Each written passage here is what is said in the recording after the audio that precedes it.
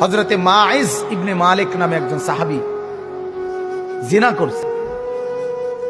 আল্লাহর নবীর কাছে এসে বলছি, ইয়া রাসূলুল্লাহ কাদ জানাইতু, আমি জিনা করে ফেলেছি। আল্লাহর নবী ফালতাফাতা, অন্যদিকে চেহারা ফিরিয়ে দিয়েছেন।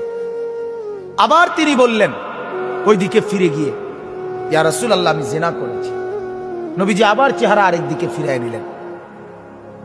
উনি আবার বললেন, ইয়া রাসূলুল্লাহ আমি জিনা করে ফেলেছি, আমাকে শাস্তি দেন, আমার উপরে হদ শরীয়তের বিধান কায়েম করেন, আমার আখিরাত পরিষ্কার করে দেন, আমার আখিরাত বরবাদ হয়ে যাবে নাই তো।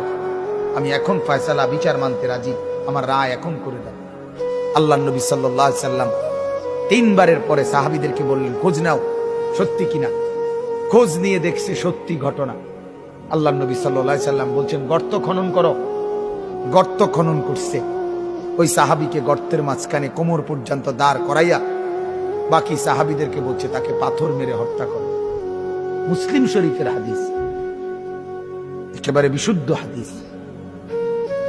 যখন পাথর মেরে হত্যা করছে, তখন পাথরের আঘাতের কারণে ওনার শরীর থেকে রক্তের ছিটা একজন সাহাবীর গায়ে আয়সা লাগছে।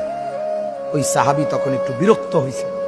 বিরক্ত হইয়া বলছে, আহ, এক নাফরমানের রক্ত লাগলো, এক বদকারের রক্ত গায়ে লাগলো, তো মানে এরকম একটা বিরক্তি দেখাইছে।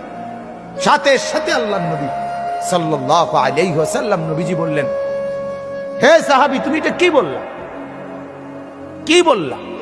আমার এই মায়েজ গোটা পৃথিবী যা জানতো না, নিজের অপরাধ নিজে স্বীকার করে, নিজের শাস্তি নিজে গ্রহণ করে তওবা করছে। এটাই তো তার শ্রেষ্ঠতম তওবা। আখিরাতের ভয়ে নিজেকে শাস্তির সামনে পেশ করে দিছে। আল্লাহর নবী তখন বললেন, লাকাদ তাবা তাওবাতান। আরে সাহাবীরা শোনো, আমার এই সাহাবী এই মুহূর্তে এমন তওবা করছে, এটা তার এমন তওবা, লাউ কুসিমাত জামিউল আরদি লা ওয়াসাত। যদি তার এই তওবা বাইটা বন্টন করে পৃথিবীর সমস্ত নাফরমানের গুনার মোকাবেলায় তার তওবা যদি বন্টন করে, আল্লাহ তাআলা সবাইকে মাফ করে দিবে। তার তওবা এত ভারী, কারণ সে তো নিজের অপরাধ নিজে কি করছে, স্বীকার করে নিছে।